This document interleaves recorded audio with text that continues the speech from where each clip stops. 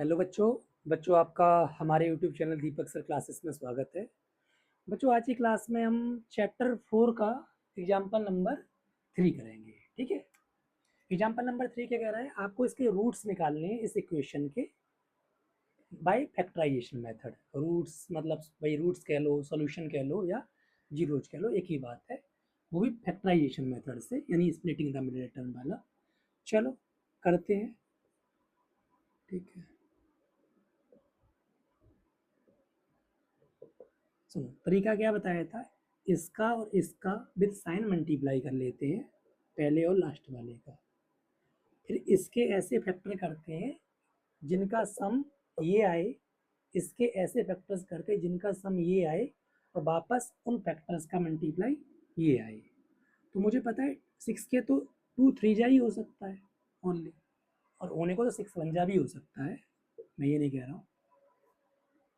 ठीक है, अच्छा सुनो, मान लो आपने ये लिया 6x और 1x। देखो इसमें से सब्ट्रैक्ट करोगे तो 5x आ जाएगा। ठीक है, और सुनो 6x माइनस, मान लो आपने ये कर लिया, सपोज करो ऐसा कर लिया, तो सम तो बन गया -5x। बट क्या इनका मल्टीप्लाई पॉजिटिव 6x² बनेगा? नहीं बनेगा, माइनस का बनेगा। तो ये तो हम नहीं ले सकते। अब ये करके देखते हैं। हाँ, इनका सम -5x है और इनका मल्टीप्लाई वापस करोगे तो पॉजिटिव 6x² आएगा। तो इस तरीके से आपको पहले जज कर लेना है, तभी लेना है, जल्दबाजी नहीं करनी है इसमें। 2x² को तो सेम एज इट इज लिखते हैं, इसकी जगह पे हम ये चीज़ लिख देंगे, यानी -2x और -3x। समझ में आई बात? ठीक है, अब ये दो और ये दो, इन दोनों में से 2x कॉमन ले रहा हूँ, x - 1। इन दोनों में से, अच्छा सुनो, आपको पता है कि जो चीज़ इस ब्रैकेट में आती है वही चीज़ इस ब्रैकेट में आएगी।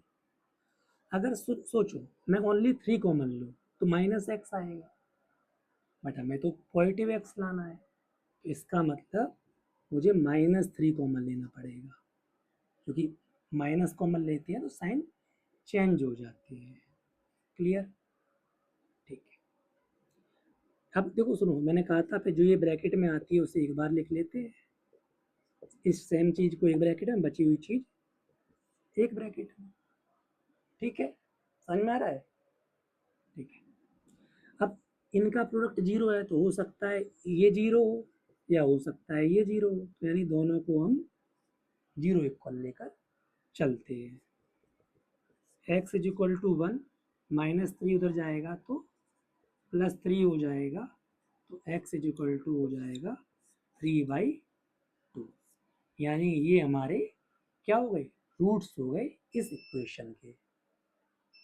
ठीक है, देख लो, समझ लो, फिर हम इसका फिर एग्जाम्पल नंबर 4 करते हैं। ठीक है,